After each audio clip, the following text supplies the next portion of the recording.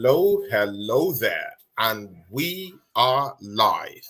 See, yeah, ladies and gentlemen, see, it's the big one, yeah, it's the big one, guys. See, this is the first episode of this season, season two of Real Talk. And you know what, yeah?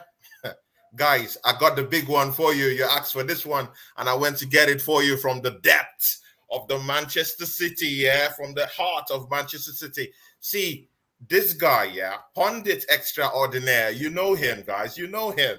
It's that guy that told you guys that the big blue shark was behind you, and you all laughed him off. Well, you guys aren't laughing now. Guys, I want you to give a big welcome to this guy. I really respect his work. Yeah, I respect him as a pundit. I respect him as a person and as a fan, and also in this space. Not a person, Dan Big Steve MCFC. Man, you're welcome to the show, my brother. Thank you, mate. Thank you. That was an introduction like a treble winner, like a European champion. I'm proud of it. yeah. Sure, man. You really deserve that. See, yeah, Big Steve. I want you to adhere yourself to the fans down here, people who came out here to watch you. You have a big channel, that talks about Manchester City. I just want you to introduce yourself to this fan base out here. It's an Arsenal fan channel. Please just talk to them and let them know who you are. Yeah, well, listen, I'm Big Steve, Manchester City fan for many years. 1989 season ticket. I go home and away. I do a bit of work for Manchester City. I was on the Big Six show with Turkish and the boys. I've got a lot of Arsenal fans who follow me because over the last couple of years, I was one of them that told them to stick with Arteta, to stick with what he was trying to do there. Got a bit of abuse from certain sections of the Big Six, but then a lot of them respected it. It's just, I'm living the dream right now. My football team is playing some great football. We're winning trophies galore, and to be a Man City fan, coming from where I've come from to where we are now, it's been a joy to watch. And like you say, last couple of weeks, Istanbul, to win the European Cup and to win the treble, it's been some footballing journey. I can't lie, and I can't stop smiling. Yeah, definitely. See, let's go straight into the business of the day. Yeah. See, Big Steve. Yeah. Arsenal. Yeah. Topping the table last season for a whooping 248 days. Yeah. I was watching some of your shows. Yeah. I'm a big fan of yours. I watch your shows. And out of every Manchester City fan, yeah, you were the one talking tough. Even Daps himself, yeah. I have a history with Daps, yeah. He helped me grow my channel too. He was one of the top tier guys I brought in here, and he accepted to come down here. He was like, "Hey, I'll talk to you after the season." But you were that guy. You were the man, yeah. Steve, that was always very outspoken about what you felt. You didn't care if Arsenal was topping that table for 248 days. In fact, it meant nothing to you. You kept saying it. We will beat Arsenal to this title. You clearly said it. From an emotional standpoint, yeah, what gave you the guts to actually keep thinking in that way? Because there is no team that has stayed 248 days at the top, at the summit of the Premiership, that hasn't gone on to win the league. Yeah. So what gave you that? What gave you the balls to actually say, yeah, you know what? Yeah, Arsenal, 248 days. Nah, I'm winning that title and talking tough in your shows. Because I believe in my team and I speak facts. I don't talk bullshit. If I felt like we wasn't going to win the league, I would come round and say, listen, lads, I don't think it's our season. Arsenal are playing well. I don't think we can beat them. But I just knew that we've been up against one of the best Liverpool sides of the last century. we were going toe to toe with them, and it was horrible, like horrendous. The title race was going to the wire. You couldn't even draw a game. You had to win, win, win, win. And I just had this feeling that City knew how to do that last 10, 11 games. And I said, if we can keep just behind Arsenal, coming up to the business end, I call it the business end of the season, and then we can turn the screw a bit. And that's why after the Emirates game, I came round to AFTV and I said, look, you know, there's a lot of Arsenal fans that were disrespecting Manchester City at the time. There was a lot that were getting far too carried away, and there was a lot that were. I was one of them, actually. I was one of them. I won't lie to you. I was one of them. See, we won. We'd won 4 out of the last 5 titles then, so we'd done it. You know, we've done it from the pits of hell, from 2-0 down to Aston Villa to come back to win it. We've done it where we needed to win 14 games straight. We won 14 games straight. So I knew that we had it in the tank. But I knew we were better equipped this season than before. I knew that he'd found this new system with 4 centre-backs. John Stones going into midfield. Erling Haaland was scoring for fun. And I just knew. And I got this feeling in my chest. So I thought, right, what we need to do is we need to crank it up online. And we need to make sure we keep this Arsenal fan base down, because the last thing I wanted was the Arsenal fan base to get so supercharged that they pushed the team over the line. So I dropped the shark in there. I dropped the shark in there. And then I sent a call out to all Man City content creators, and I said, listen, keep mentioning the fucking shark. Keep pressing the shark. Don Robbie got a shark off me every single day till the season finished. Every morning, 9 o'clock, while he's having his Weetabix, he got a great white shark. So it was psychological warfare from the fans, and it was warfare on the pitch with the players. But I was confident, and I was super confident. And then people were saying, oh, Big Steve is arrogant. And I'm thinking, hold on a minute. How can you call me arrogant when you guys was already celebrating like you won the league? That is arrogance. Not confidence, it's arrogance. I'm confident, and rightly so, because I'm a champion 4 out of 5 with my team. So it wasn't arrogant. I just believed. And if you've got no belief, and what did it for me? When I came round at the Emirates after the game, I looked in everybody's eyes there, and there wasn't one person who looked me in the eyes at AFTV and beyond that looked confident. So that's when I said, it's not as confident. These guys aren't as confident as they're making out online. They're not. And I got that. So I just took advantage. We smelt blood, and we set the shark in the water, and the rest is history. Yeah, actually, I remembered you were public enemy number 1 for most Arsenal fans. You know, of course, AFTV has a very, very big following, of course, and you show up there sometimes. But I actually just felt like you just wanted to rile up Arsenal fans and make them look stupid at the end of the day, and actually you did make some of us look stupid because 248 days at the helm of that league, at the top, at the summit, and with the way we were grinding out wins, sometimes you could say, well, that's the stuff of what champions are made of, because you could see Arsenal could have just dropped the ball, without winning those games.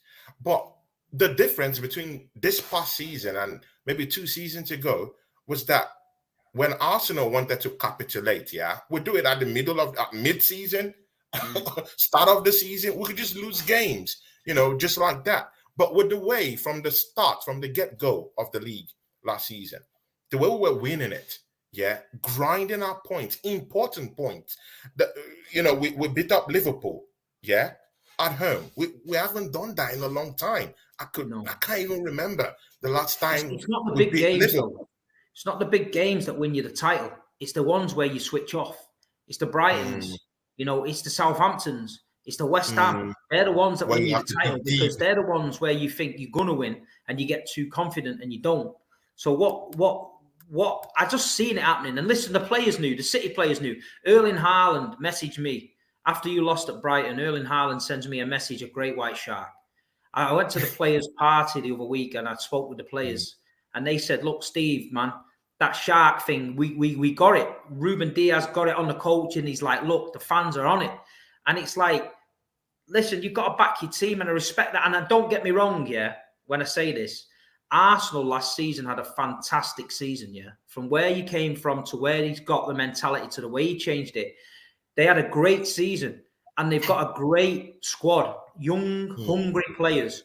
And the only thing that let them down was themselves in the end, because you dropped the points in the running. You dropped the points in the running, not us. We just carried on being consistent, that we always do, and we carried on pushing and we never give in. You guys felt the heat and a few players wobbled. So in my opinion, Arsenal aren't far away from getting over the line. This just come a little bit too early. And I think the expectation of the Arsenal fans is massive. And soon as they got to the top of that league, they're having T-shirts printed, Cecil, with a fucking league on, which he owes me that T-shirt, by the way, and he hasn't sent it, mate. He's trying to auction it for charity. But there were certain fans that, you know, they didn't, I don't know. I try to keep my fan base, if we need to be active and we need to pressure, let's pressure. If we need to take a step back, and we take a step back, but I try and keep everybody together. Once Man City started to see your guys imploding and we're arguing and doing this, we knew then we won. We knew then you guys are finished. But again, yeah.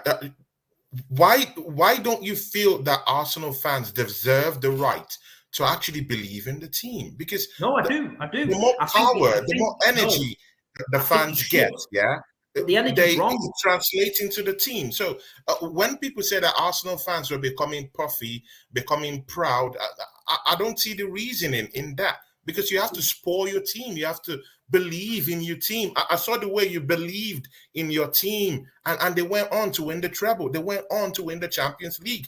Come on, man. You beat up Real Madrid in your home. Was it not 4-1 or something? If your fan base didn't believe in your team, it won't go in that way. But Arsenal, when it comes to Arsenal, I think that there's this bias about Arsenal fans. When we want to believe in our team, it's been looked upon as we're being puffy. No. Do you know what it is? Do you know what it is? There's a difference in believing in your team, really believing in your team, and not really believing in your team. And that's the difference, because we believed in it and we knew what was coming. Your guys did believe, but it was built on a pack of cards. It was fragile. This is what I'm saying. When I went round the corner, 1 minute they're beating on the chest, the fucking Ashburton army have got flares going off in tunnels, and you'd be behaving like Boca Juniors, and the next minute the stadium's empty because you've been beat off Brighton and everyone's fucked off at home. That's not belief. That's fragile. You can't, all of a sudden you can't say you're sticking with the team and then as soon as it goes shit, fuck off, because that's what happened. You know what I mean? And that's why Arsenal deserve to back their team. If you're top of the league and your team's playing well, back your team, no problem. But if your team falls on its ass, you can't just desert them and leave them and walk out the stadium like they did. That's when we knew it was like, and the players can see that. They can be sit on the pitch at the end, they look round and think, hold on a minute, where's the fucking fans gone? Because they was behind us last week at Villa, they was behind us at Chelsea, but we got beat off Brighton or we drew against Southampton and everyone's gone. That's what I'm saying. You are entitled to back your team. I get it. But not everybody did. When the chips were down and you needed the fans to dig in and show to dig in deep, it just felt like a pack of cards, right? People gone, man. Yeah. That's my opinion anyway. Your opinion. Yeah. Big Steve. See, of course, you did a show with a certain guy from PSG the other day. Yeah. Guys, go check out that show on Steve's channel. Yeah. Of course. PSG, Manchester City, there's this big reoccurring theme when you're talking about these two things. It's the money, It's the money. I want to attach a certain sense of importance to your treble winning. We'll still be talking about your treble later on anyway. But I want to assert a certain importance to some certain characteristics about your team. I want to know what quality actually won you guys the treble this past season. Would you attach it to Pep Guardiola's genius, tactical genius in the field of play? Would you attach it to Manchester City have got a huge squad, and not just a huge squad, a quality squad out there, and by the whole quality, by the whole first 11, you guys have a second string bench that, for me, it looks like a whole new team on its own. People have the right to dispute that fact, but you guys have a bench that's equal to centurions. You know, certain centurions are just sitting down there waiting to snipe. Or would you say that Manchester City have developed in mentality over the seasons to know how to win? Where would you attach that certain importance for your team winning the treble? Pep Guardiola, your management, or you just have a good team out there that trumps all other teams in the Premiership? Well, first things first, there's a myth in English football that Manchester City have got a massive squad. If you look at the squad that there's been, the players that get used, we haven't got a massive squad. It don't exist. You look at the bench. No, listen, I'll prove it to you. You look at the bench, yeah? Go and look at the bench. I'm sorry. This is where me and Daps always have a problem. No, but yeah. I don't talk bullshit. I talk facts.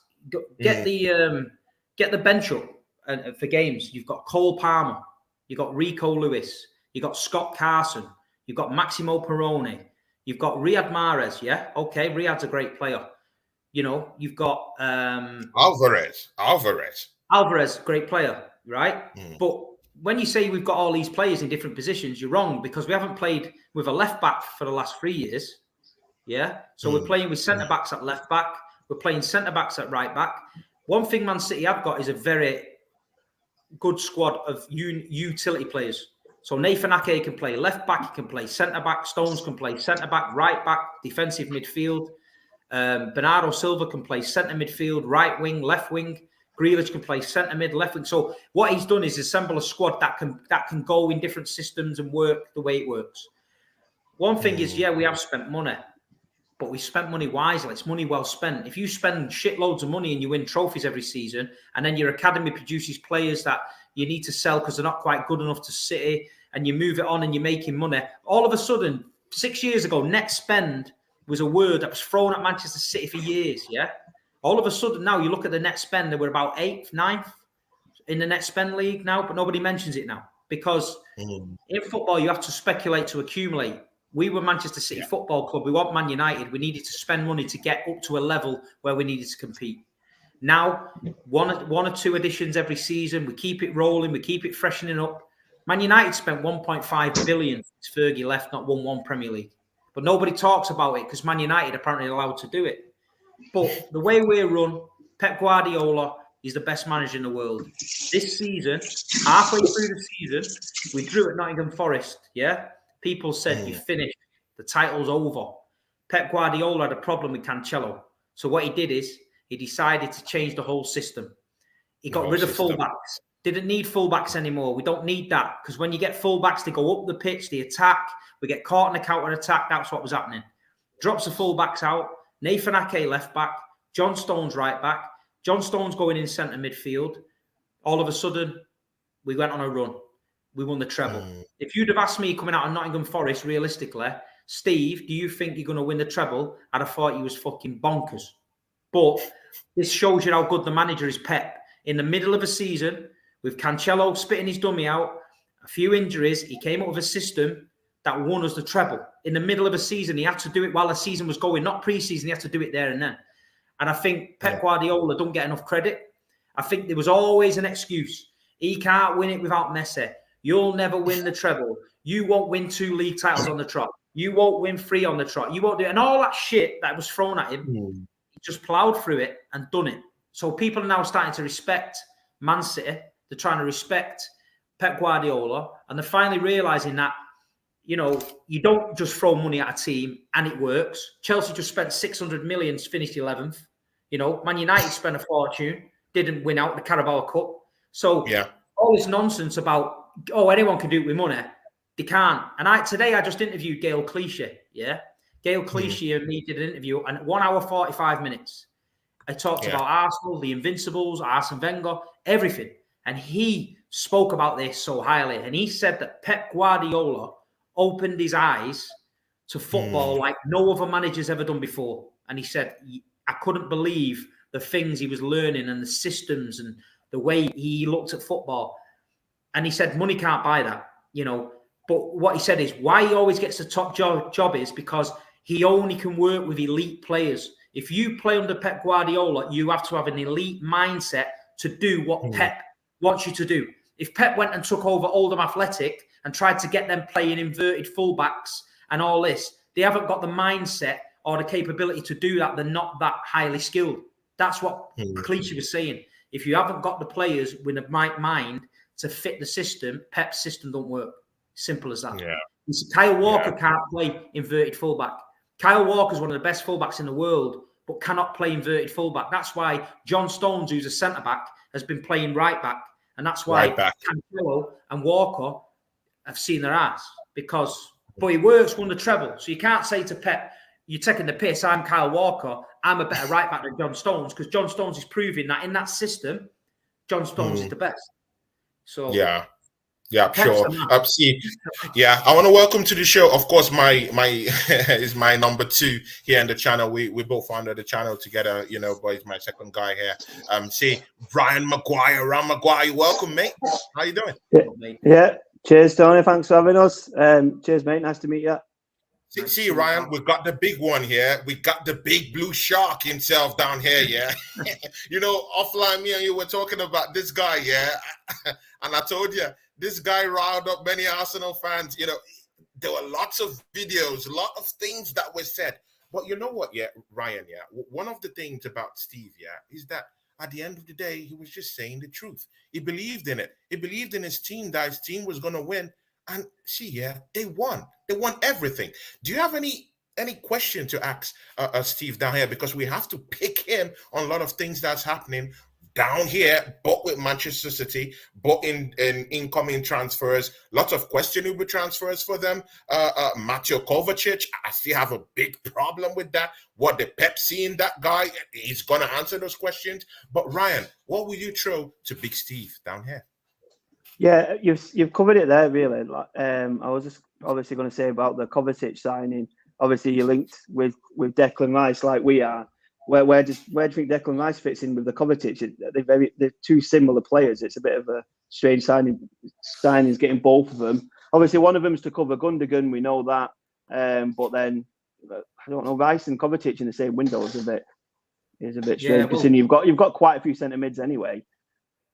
You just don't know what he's got up his sleeve. You don't know whether you don't know if Pep Guardiola is going to play him at left back. You just don't know. Fabian Delph, centre mid, left back. Zinchenko, centre mid, left back.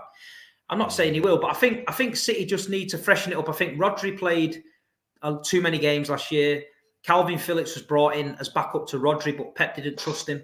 You couldn't take Rodri off after 60 minutes and be comfortable that Calvin would come in and do a job. Spoke to Calvin last week. He believes he's coming back to Manchester City. I'm starting to think now that Calvin may leave. I don't know if you've seen the podcast with Sam Allardyce, and he said that Declan Rice was going to go to Manchester City and Calvin Phillips was going to West Ham. Sam Allardyce said that. I can see that City still might lose Bernardo Silva, so you might think Rice and Kovacic replace Gundo and Bernardo. I just think as City fans, we relax. We just let the club do the business. We don't panic. We don't overthink it. I think, though, I'll be honest, I think we don't really need Declan Rice as much as you need Declan Rice. I think you need him. Guys, big one.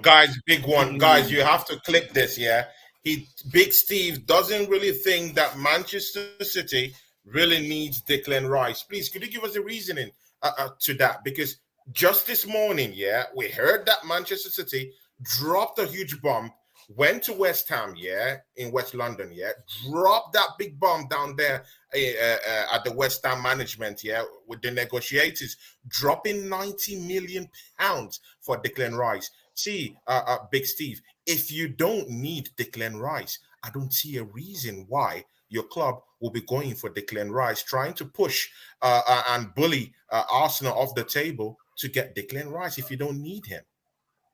Why would you be bidding 90 million for a player you don't need? We just won the treble without Declan Rice. We didn't fall short of the league like you did. You need someone to push you that bit further. We don't. So if Pep wants to get Declan Rice and play him with De Bruyne and Rodri and have Declan as a box-to-box midfielder, and don't forget at West Ham, he's the anchor at West Ham. He's got to stay in that position. He's got to fight everything off, and he works hard because West Ham are under it. At Manchester City, no disrespect, he's not going to need to work as hard as that because Rodri's there. So he could be getting forward. He could be driving from midfield. Pep could want him to get a grip of the midfield and push us on a little bit more. Kovacic could be the backup man where he comes, if Rodri needs a rest at 60, 70 minutes or Declan needs a rest, he comes in. And that's how he might think, I don't know. But we've got a big £300 million treble winning war chest that's landed in the bank. So I think they're going to spend it. And we'll see with Declan. But I just think if I'm Arsenal, I'm going to my chairman and I'm saying, look, we need Declan Rice. We can't afford Declan Rice to go to Manchester City. They've already beat us to the league. Let's go in there. Let's pay the dough. Let's give him big terms, and let's get Declan Rice in an Arsenal shirt and try and win this league. That's what I would do if I'm Arsenal manager. To be fair, the strange one for me is that obviously we've had our 2 bids rejected. We know everyone knows exactly how much West Ham want for Rice. Yet City have gone in and offered what we knew would be rejected. It's something that's a bit off to me. I think. We know how much we know that Man City's got the money, so to offer them just 10 mil less than what they actually want, 100 million plus a little bit of add-ons will get you Declan Rice. But City have gone out, only offered 90, knowing that we're going to put another bid in today or tomorrow. The bid's a bit strange. I don't think this has happened, but Emi Aluko was on Talk Sport talking about how when she was a director and if she wanted a player but didn't have as much money available and she knew and she was on good terms with a different club, she'd speak to a different club and say, put in a bid for this player just so then my owners or my board can release the funds so we can match the bid or bid a bit more. So, and she's saying maybe something like that's possibly happened where Arteta's struggling to get the 100 mil from the Cronkies, and we know how tight-fisted they can be at times. So has he possibly put a bit of a word in Guardiola here to bid 90 million, just so then the Cronkies can come out and say, oh, City's bidding as well, so we need to actually back up, otherwise we'll lose the signing like we did the Mudryk one. So that was kind of like her thoughts on what could have possibly happened. I mean, I can't see that happening. I can't see Guardiola just being that. Guardiola and City just being, yeah, okay, we're putting a random bid just so you can get a player. It's a bit of a strange one, but if that was actually the case, very strange one. I know, yeah. Lower leagues, maybe I could see that happening, but I can't see happening with City and Arsenal. But then again, I do think the bid's really strange. 100 million plus add-ons would get an accepted offer, but to only offer the 90, we all knew it'd be rejected. It's a strange bid for me. The thing with City is Man City have in their mind the chairman Khaldoon and Tixi Biggerstein. They have a valuation of a player and they have a ceiling what they will go to. They've walked away from Alexis Sanchez because the demands changed. Harry Maguire, the demands changed. Cucurella last season, they wanted him, but then Chelsea doubled the bid. So they will walk away from a deal if it's not financially viable, because if they give in and pay one player X amount, all this nonsense coming out today about Erling Haaland on all these massive wages, let me tell you, it's all bollocks, because there's a wage structure at Manchester City that they don't like to break. Whether people get bonuses and things like that, that's fine. But the actual wage structure, they don't like to break it. And the only way I see Arsenal, if the Arsenal can take this up a notch beyond what City are willing to pay financially, wages-wise, then I can see Arsenal getting him. Because if he wants to win trophies, like he keeps saying, and he does all this, then he's going to go to City the way they are at the minute, no disrespect. But if Arsenal can get over the line where City walk away and say, it's gone too high for us, we're going to move on to other targets, then that's the only way I think Arsenal can get him. I think if City go in and get a chance to speak to him, and Pep gets to speak to him, I think he'll convince him to go City. Like you're saying, though, like you're saying, it is to go in to like if that's all you want, trophies, 100% go to Man City. But like you said before with Guardiola, you don't know where he's going to play someone. You don't know if he's going to play someone. Guardiola can spend 100 mil on a player just to sit on his bench. if he knows he can strengthen or play every other week or come on as a sub when they're injured. So Declan Rice could easily go to Man City and play only half your games or not even that. Look at the Rice signing. Rice obviously not. The Phillips signing obviously not as big, but still played absolutely pretty much 0 minutes. There's a worry there that could happen with Declan Rice. Obviously, Kovacic is a really good player for me. So you're signing a quality player anyway. So he's going to be competing with him plus the likes of your other guys. You could have John Stones could play above him in midfield. Loads of players could City could be playing above him. So you're going to go to Man City and win trophies at this time period, 100%. But he could come to Arsenal and he could. We can fight for trophies. We're definitely going to win a couple in the next few years. He could easily be our captain in a couple of years' time. Play week in, week out. He's got a lot on offer at Arsenal, but if it is just trophies, then 100% it would just choose Man City. Big Steve, Declan Rice, he walked straight into Arsenal's starting 11. Do you think Declan Rice is an elite player? That's the first question. Secondly, do you think he walks straight right into your team? Or do you think that Guardiola is someone that would just ease Declan Rice through your first 11, bring him off the bench? Or do you think he just like, I'm English, I'm okay, I'm Marshall West Ham, we won the Conference League, and you know what? I think I'll get that shot to first 11 immediately. How do you see it? Do you rate him as a player? Is he an elite player? I do rate him. Straight right into 11. I rate him. I don't think it's as simple as just walking straight in at Man City because with Pep, you've got to do certain things that he wants. We've seen players like Grealish struggle for a season, Mahrez struggle for a season, Rodri struggled for a season until he got his feet under the table, Calvin Phillips. So it is one of them things. But if Man City are going to go out there and they want him, they've got to convince him. So I'm sure that Arteta gets to speak to him. He's going to be what you say. You're going to come in here. You're going to play every week. You maybe could be captain. We want you to lead this younger generation to the next level. We just missed out on Man City on the title, but we reckon with you in the team, we can take it to the next level. And then Pep's probably just going to be, look, you're going to join this elite group of footballers. We're champions of Europe. We're going to win the Super. We're going to play the Super Cup in a few months, the World Club Cup. We want you to replace Gundogan.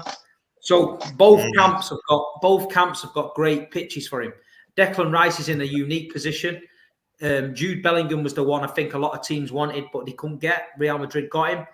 I don't know. Like I say, I think Arsenal, put it this way, if we missed out on Declan Rice and you signed for you, I don't think anyone at Manchester City would be asked. But if Manchester City signed Declan Rice and you missed him, I think your fan base have a meltdown. That's the difference. We'll definitely have a meltdown. Ryan, don't you think we'll have a meltdown? There'll be a big meltdown at Arsenal. But don't you think so, Ryan? Definitely true, because there's obviously talks that we've been speaking to Rice since sometime in January. So for even it to be now and we've still not signed him is ridiculous to me.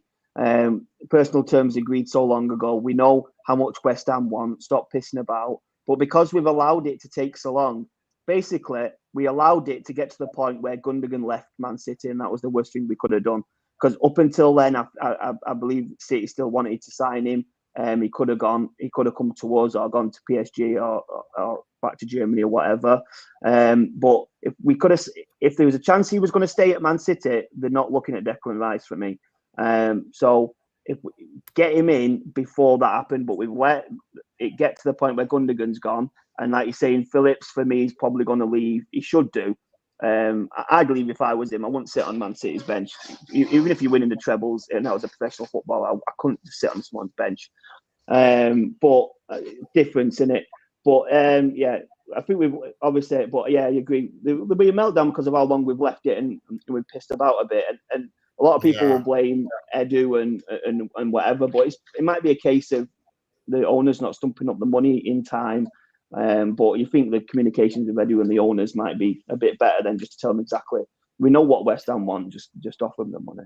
But again, maybe Manchester City just wants to, destroy all over Arsenal's face. Yeah, maybe they see us as genuine title contenders for next season, and they're like, okay, you know what? Yeah, let's just piss these guys off. Yeah, we can afford to lose that £90 million anyway. We got the money, and of course, he's a good player, and we can afford to piss these guys. Have a mental edge over Arsenal in the coming season because, you know, they were the closest to come Yeah, come for our title last season, so they could just want to come out around get- here. I Bully get us to it. that. I get that, but there's quite a few quality centre mids that you can sign at the minute. It's not just Declan Rice. So if they beat us to Rice, we've got plenty other options. Players we've been linked to in the past and still There's still linked now. Caicedo who is out there. See, Big Steve, Caicedo, Lavia. There's quite a few options, and City definitely. could let lose Declan Rice and sign it, one of these. So it doesn't really matter. Declan Rice is Doesn't the really be all matter, and end right? all. Good. Big Steve, yeah. I wonder what your war is in your football club against 31-year-olds. Ike Godogan just leaving your football club. Yeah, I still feel he's a good player. I've had lots of deliberations with lots of Arsenal fans. I've not talked about that with Ryan, but you know, hopefully later on I'll talk about that with him. He was supposed to come to Arsenal with the news out there, but right now he's in Barcelona, right? Good. He left your football club. He's club legend, definitely. I think he's a club legend for you guys. But I've noticed this thing about Manchester City. A player gets to a certain age, and even if he still got playing time in him, like Aguero, he still had good playing time before he left Manchester City. No one knew he was going to have, you know, complications later on, but you still know he had something in him. Godogan is the same thing. I still think that player got lots of play time in him. At least 2 seasons. He can give a club in the Premiership at least 2 seasons. Why doesn't Manchester City deem it necessary to give, even if it's 1-year contract, to this kind of guys that still got all this type of you know, ability and skill set to be able to push the club further? Because of course, you know, Ike Godogan scored lots of important goals last season for you, including the Champions League, including in the Premiership last season. So how would you justify Godogan just getting out of your football club? Because it works.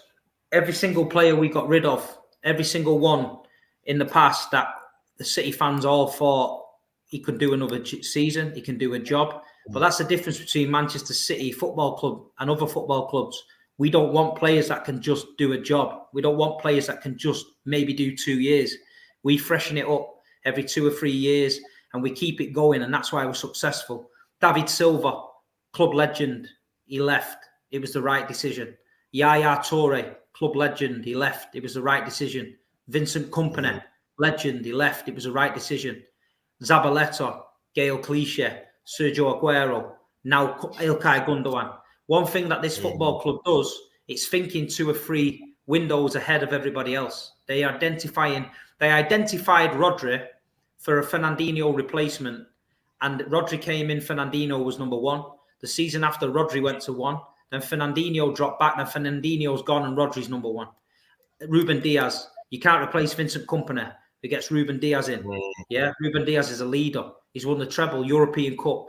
They identify the targets early, and this is why they will have targets instead of Ilkay.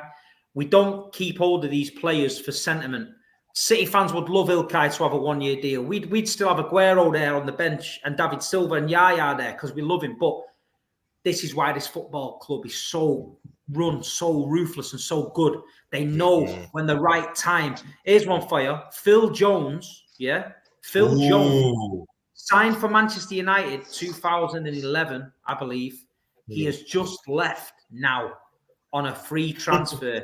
Who the fuck in football fucking history is giving Phil Jones contract renewals every fucking few years, right? Only Manchester United. That is the difference between a well-run.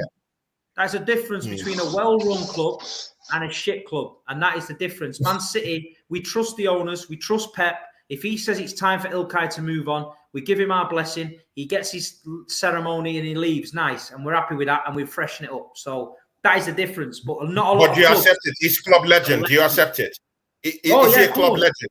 Oh, club he's legend. Captain of the, Still, he's a captain of the delivered. Yeah, legend. Treble-winning captain. Ilkay Gundogan, £20 million signing. We signed him on crutches. He'd done his ACL. We signed him for £20 million. He came to City on crutches. and he left a hero. So what a career. Yeah. See, Ryan, yeah, you would agree with me, yeah? The talk of Pep Guardiola, yeah, he is going to stay in their club until 2025, yeah? 2025 is around the corner, guys. It's around the corner. See, there's this big talk on Twitter, yeah, Big Steve. There's this big talk on Twitter that if Pep Guardiola decides to leave your football club right now, that everything will start disintegrating. Uh, Ryan, you would answer this question just immediately after Big Steve tackles this question because it belongs to their club, right? See, Big Steve, do you think that if Pep Guardiola says, you know what, yeah, guys, I've done it all. I've won the Champions League. I brought repute to this club. I've done the three-peat. I've given you a treble. I'm a centurion. You know, Yeah. it's time to go. Big Steve, will you lose sleep over Pep Guardiola leaving your football club? And do you think things will disintegrate? Ran, you have to pay attention because you're going to answer this question and tackle it with him immediately after he does this. Because I know this is something in your wheelhouse. Listen, anyone that follows anyone big like that, Man United have been struggling for 10 years to find somebody to fill Ferguson's shoes. The difference with Man City and Man United is massive because we've built an institution where individual managers don't come into our club and change the face of the club and do it their way. You come into our club and do it the Man City way now.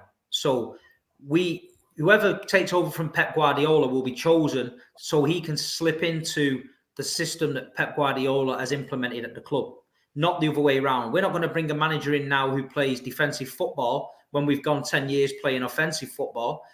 They're going to bring a manager in who they'll be looking at now, who they would have identified now as the person to just continue the Manchester City way. Mancini started the foundations. Yeah, they said when Mancini leaves, you'll be finished.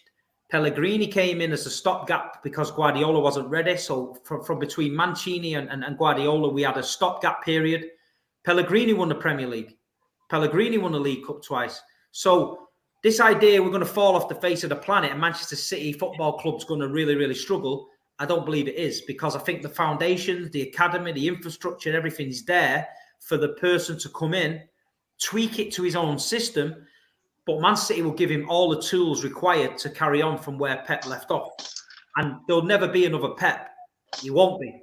But there might be another guy that comes in and does it his way. And that's what Man City fans are hoping. Will it be a sad day? 1,000,000%.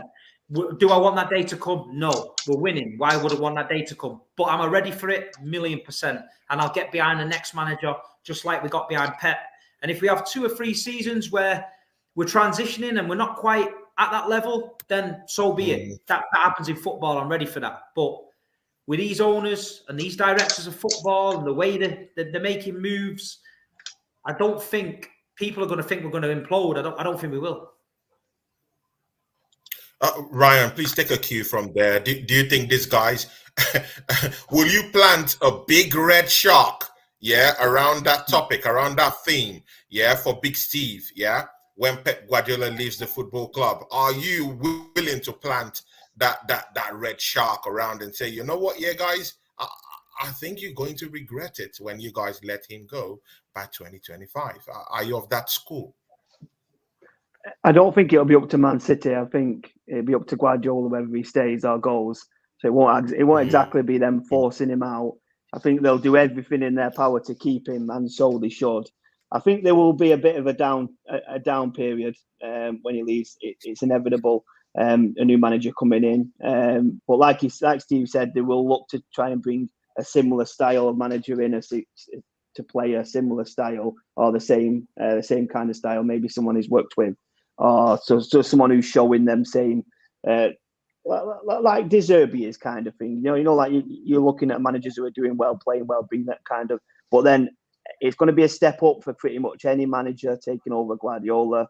The team they've got competing for trebles and stuff. So any manager, it's going to be a step up, and it's going to be a struggle. But it's just the way that City are ran behind the scenes. I think takes a lot. I think they'll take a lot of the burden off a new manager. I don't think he'll have to make as many changes as what a usual manager would. Like Steve said, he mentioned Moyes. When Moyes went in, took over from Ferguson, who had won the league, Moyes got rid of all the backroom staff, all the coaches, brought all his own people in, and that was his downfall. There was no need to do that. He could have kept the United guys on, brought a handful of his own, but completely changed it, and he started from scratch, and the effect it had on was monumental. So, but I can't see anyone doing that at City. I don't think they'd be allowed to do that. I think City will be like, these are the guys you're working with. Bring a couple if you need to, but you'd have to discuss that with them. So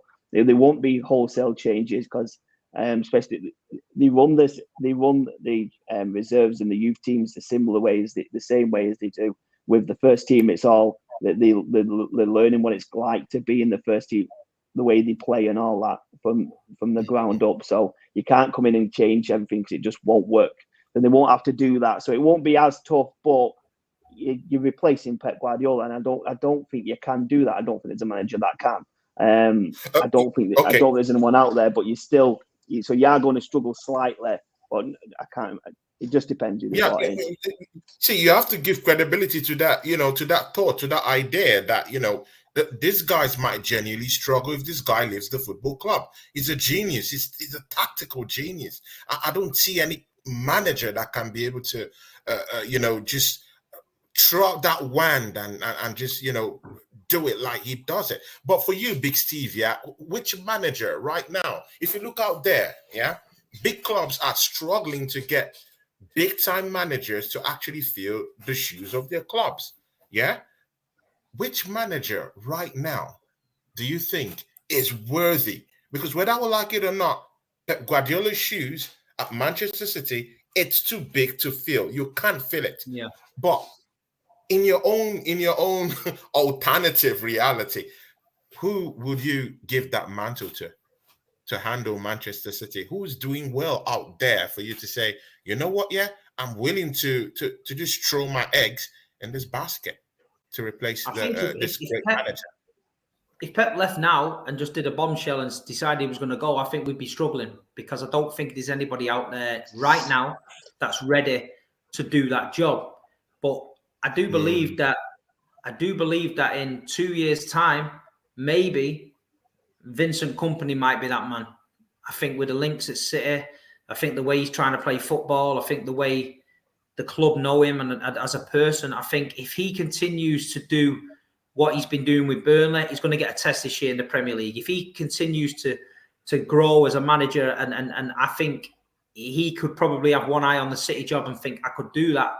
But I spoke to Vincent Kompany's wife in Porto in 2021, and we spoke about that. He was at Anderlecht, and she said to me he would never, ever take the Manchester City job if he didn't ever think he was good enough himself, because he wouldn't want to ruin his legacy there. And I thought that was a good thing to say. And if any other manager said it, I'd probably say he's talking shit. But with Vincent, I do believe that Vincent is that kind of guy. But I don't know. I like the Brighton manager now. I think he's got something about him. I think he's an up-and-coming manager. But listen, this is how quick things change in football. Graham Potter, 12 months ago, was the manager on everyone's lips. He takes a one-bag move to Chelsea. His reputation is in tatters. He hasn't got a job. Nobody's banging on his door for a job now at the minute.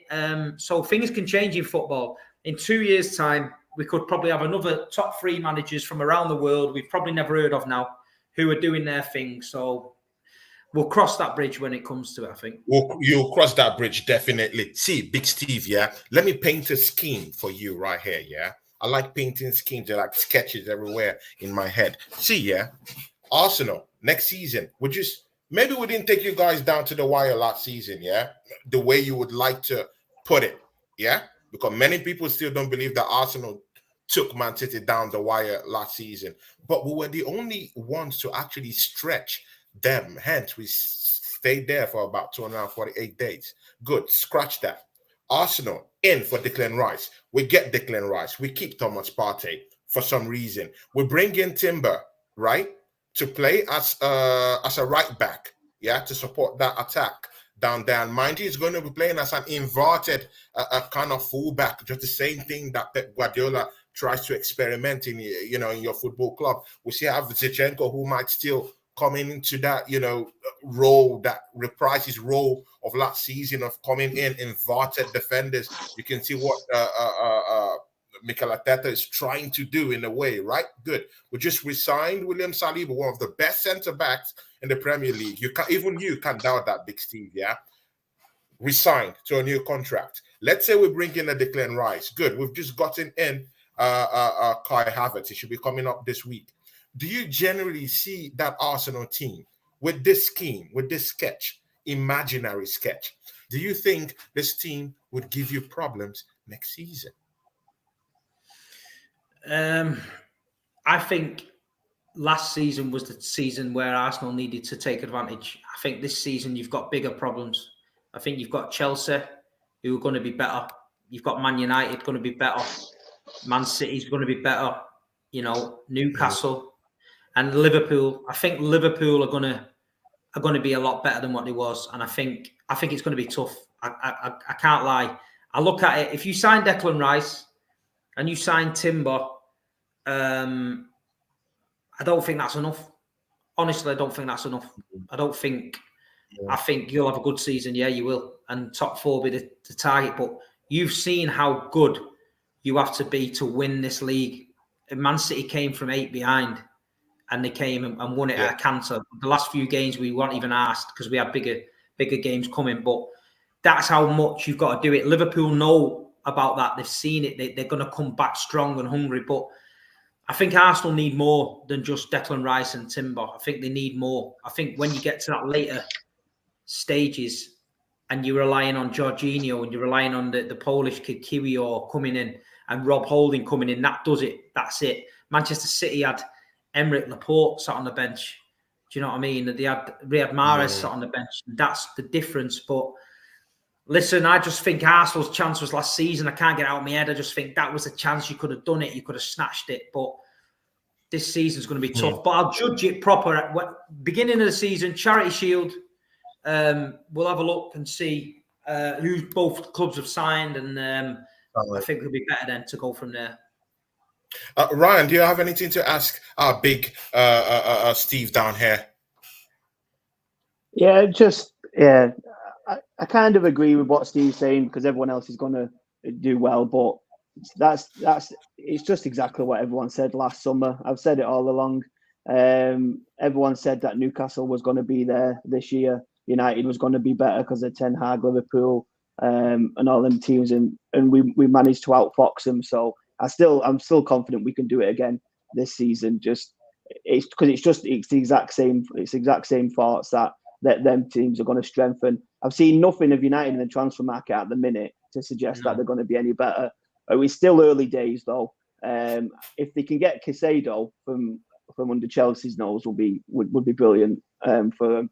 But I'm not worried by them as well. Liverpool haven't really. I don't know if Liverpool have signed anyone yet.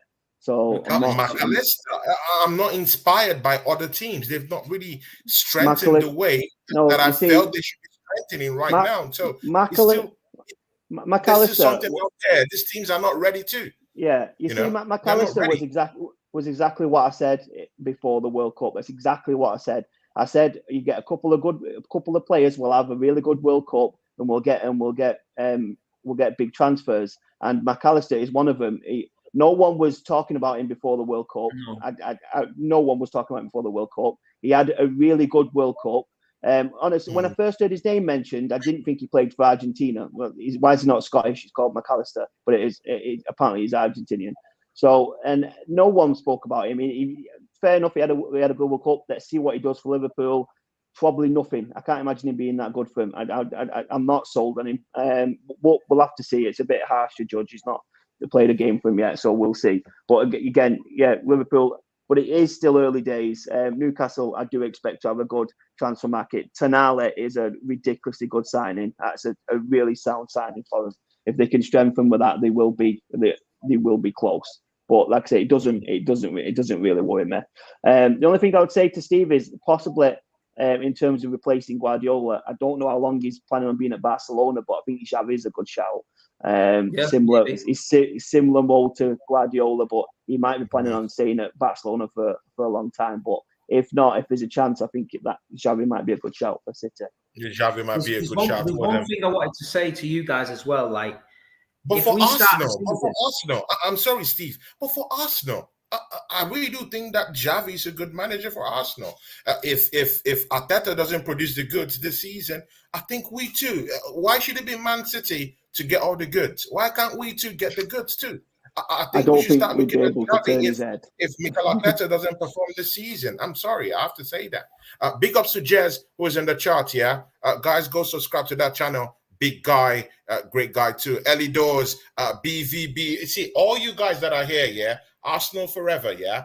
All you guys, thank you very, very much, yeah? And if you're from Manchester City, please, man, just subscribe to our channel. We're doing something great here, and we hope to bring Big Steve down to this channel. See, Big Steve, who do you want your team to sign right now? I'm hearing big names. Vadio, I'm hearing this player, this Vadio guy. Do you really want to get this guy into your football club? There was one scene at the World Cup where Messi absolutely destroyed this guy.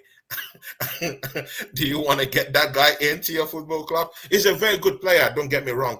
I like it, you know, but do you think that Guardiola can mold him under 2 years? I think this is what we need. Guardiola's left-sided. He's a centre-back stroke left-back. We're not playing with the fast full-backs anymore, so he ticks two boxes. He can play left-back, he can play centre-back. I think he's young enough for Pep to work his magic on him. I think if he's playing alongside Ruben Diaz, Manuel Akanji, we signed for 14 million last season, and people laughed, yeah? Manuel Akanji, why have you signed him, yeah? The guy's just won a treble. He's played more or less every game. He's played left back, he's played right back, he's played centre back. That's because Pep identified him and decided he could work with him, and he's seen something in him. Another player who this season you're going to have to watch is Kovacic, because if Pep Guardiola has gone out and got him, he's got him for a reason. And he's probably gone a bit stale at Chelsea. He's probably looking for a fresh challenge. And what fresher challenge do you get from getting Pep Guardiola believing in you and getting you going? So I'm expecting a big season from him. There's talk about maybe getting another winger in. Riyad Mahrez is getting to that age now where you spoke about before, where Man City can sometimes freshen it up. Phil Foden, I think, is going to play inside this season. He's going to play in the middle. So I think De Bruyne is getting to that end. So don't be surprised if there's a few surprises near the start of the season. But listen, I think we're good to go as we are. One or two tweaks and we're okay. And you're okay. Big Steve, customarily, I want you to answer this question. I know your big friend Traps will be hiding in the shadows around there. I want to expose this one, and I want to ask it to you right here, right now. I asked Daps this one. I knew what he said. I want to ask you too and see what you say. The treble. Manchester United treble in 1999. They said you couldn't do it.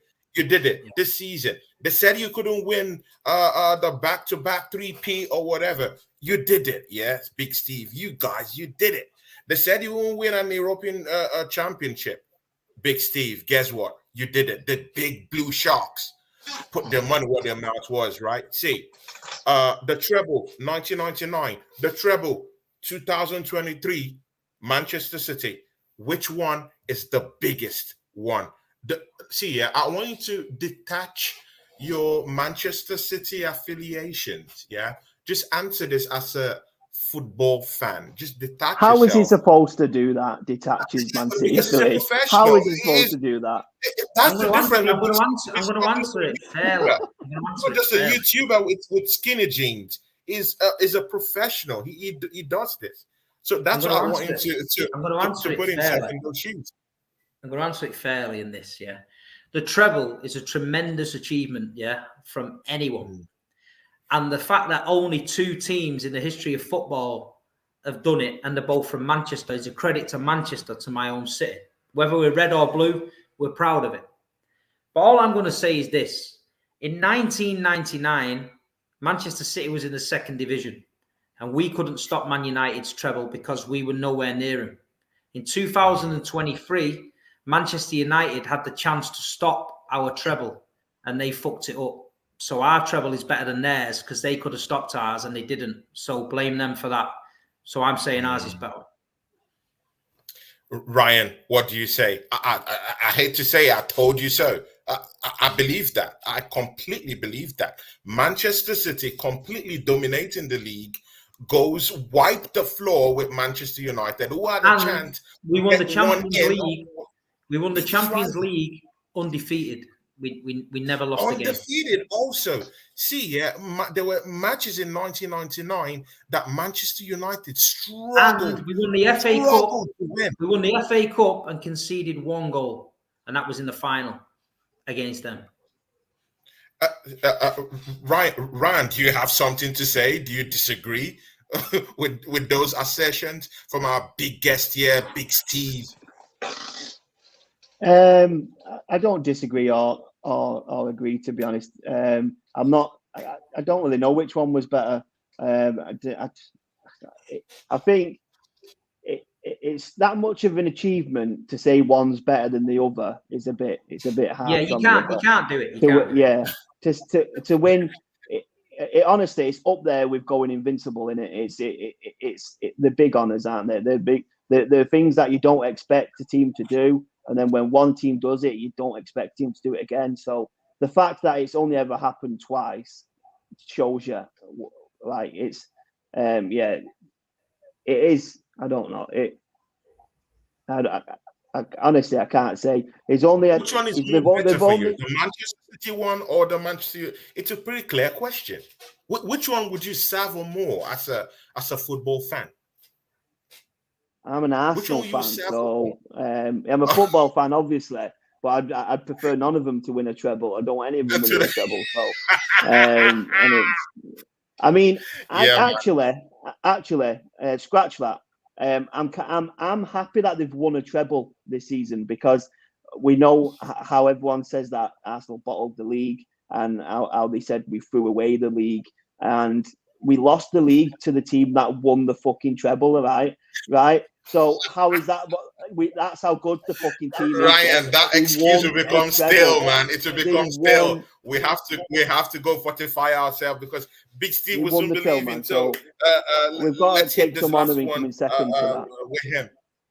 See, Steve, do you think that Arsenal will challenge for the title against you guys next season? What do you think? Do you think we're going to be that big challenges for you guys the way we challenge you guys this past season? And what is your top 4 prediction for next season? Guys in the chat, you have to listen to this. Big Steve throws his big prediction down here on Tony Cloud Gunner TV. Your prediction for next season, top 4. And do you think that Arsenal is going to take you down the wire next season and challenge for the title? Like I said before, I believe there's going to be more challenges this season than there was last season. I've got a feeling Liverpool are going to challenge Manchester City for the title this season. I do believe Arsenal are going to be up there. I just don't think you're going to have the season that you had this season. I don't. What would be interesting for me to see from an Arsenal fan point of view is this. Last season, you started the season so well. You got your momentum up and the fan base was happy and you were going for it. Near the end of the season, when it started to go wrong, the fan base imploded. And like I said before, you were leaving the games early, you were walking away in disgust and all that. How would your fan base cope if you started this season badly, whereas you didn't win a few games? Would the fan base instantly be on the back foot, get Arteta out, he's bottled it, last year's this year's this? I've got a feeling that your fan base would try and compare this season to last season, and I think it could be worse. Whereas if the shoe was on the other foot, if Manchester City lost 2 or 3 games, you wouldn't hear one peep from us. We wouldn't hear one peep because we know what we're capable of doing. And that's the difference. I'd like to see a little bit of early season turmoil at the Emirates and see how you guys cope. Big Steve.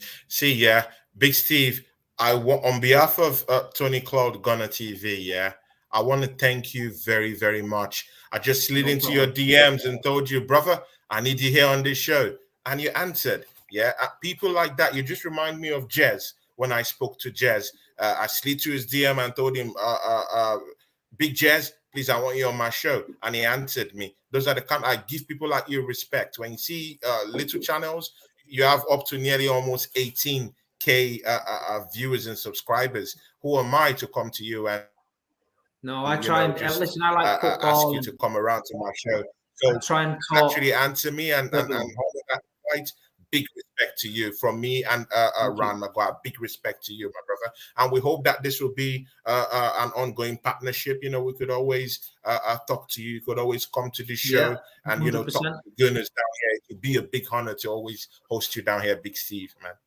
No problem. No, 100%. I'm glad to be here. Like I say, got a lot of respect for Arsenal. Said some good things about Arsenal over the years, and people were saying, "Oh, you're just trolling because Arteta was an ex-Pep man and that." But I spoke to people at Man City a while back, and the respect the players had for Arteta was unbelievable. And you don't get that respect from being a bum. You don't get that respect from being an idiot. And when Pep Guardiola's disappointed that you've left the club, you know that shows you something. So he had a tough job at Arsenal.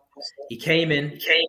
He had a lot of players that didn't really want to be there. A lot of superstars who the fans loved, like Oba and that, who didn't want to. They were just not the right fit anymore. And what he done is he managed to get through it. He ridden out the storm and he brought his own people in. And now the dressing room's 100% behind Arteta.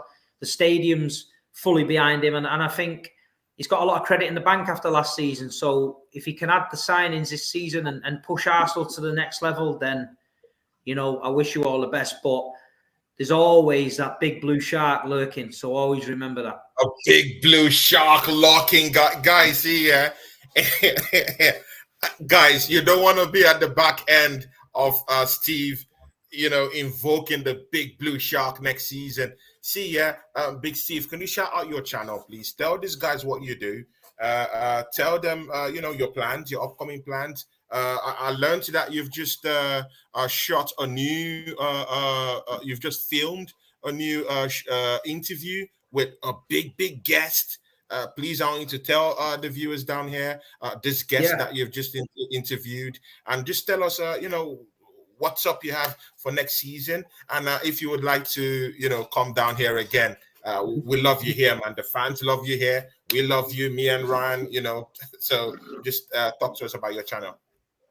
Yeah, my channel's at Big Steve MCFC on YouTube. My Instagram's the biggest platform, at Big Steve MCFC on Instagram. Today I interviewed Gael Clichy. So we did an hour and 45-minute interview. Really nice fella. I've been speaking to him a lot over the season during the campaign. He's big fan of Arsenal, big fan of Man City. Got a lot of respect for both teams. Real football man. That's dropping, I think part 1 dropping Friday, part 2 dropping on Sunday. Other than that, I'm doing a bit of work for Manchester City themselves. I've been doing some work in the fan zone. I was in Istanbul doing the fan zone with the fans. Got some interviews lined up with ex-players and that. So I'm just enjoying myself. I go to every single game, Tony, so it's so hard to get content out. But I try to do a match preview, a match reaction if I can, and I'm trying to be more regular. But I just enjoy talking football, different fans, and sensible football chat. You know what I mean? I'm not here for the wild ones. They get a bit jarring. But if you want to talk sensible football, no bias, my own opinion. I always tell you my opinion. It's you might not agree with it, but it's my opinion and I stand by it. And like I say, I was the only one that came out and said that Manchester City was going to win that league. And I was 100% confident. I put myself in the window. I was there to be shot at. If Man City had lost the league, I'd have been in memes across the universe for the rest of my days, dressed as a shark and everything. So I put my hands up and it worked this time. Yeah. Ryan, please shout out where people could find you. And do you have any words to say to our big guest? Yeah, this guy have just given us our biggest viewership in the show. So that's what Big Steve has done today for us. Respect to you, Big Steve. Ryan, what do you have to say? Steve, thanks for coming down, man. Thanks for sharing your time with us. Great to have you. Obviously, you'll find me on Tony's YouTube channel. We have the Ryan and Claude show, which will start again sometime soon in the summer. As soon as we can, we'll get that going again. You can find the Ryan and Claude Show on TikTok. If you search the Ryan and Claude Show, we'll be there. Just search and come on down, and we're there posting as much as we can. Try and get clips of the show and do little previews of the show and stuff like that. So it's only just pretty much started. I think I didn't need followers just yet, but we're trying to push it as much as we can, just to kind of support the Ryan and Claude Show on YouTube. What we do on here, where we just discuss Arsenal on the weekly. Any guests, anyone's welcome to it, to guest on or to comment, and any questions that we appreciate it. We appreciate it non-stop. Yeah. Guys, go if you're here and you're an Arsenal fan, please just go subscribe to Big Steve's channel. Big Steve MCFC. Just go there, subscribe. Those of you who are coming from his channel, please just if you like Arsenal content too, just try and subscribe to our channel and try and support us. I would try and talk to Steve and see if he will be coming here once in a while, that suits his calendar, because we do like him here. So Steve, I really hope you would oblige to our to our invitations. We're lucky to be a friend of this channel. Big ups to you, Big Steve. Big up to you, Ryan. Guys, catch us soon. Yeah, we'll be coming with the Ryan and Claude Show very soon. And also, me and Deji Sports, the Minority Report, will also be coming back. Catch us soon, guys. And from our end, it's big ups and take care.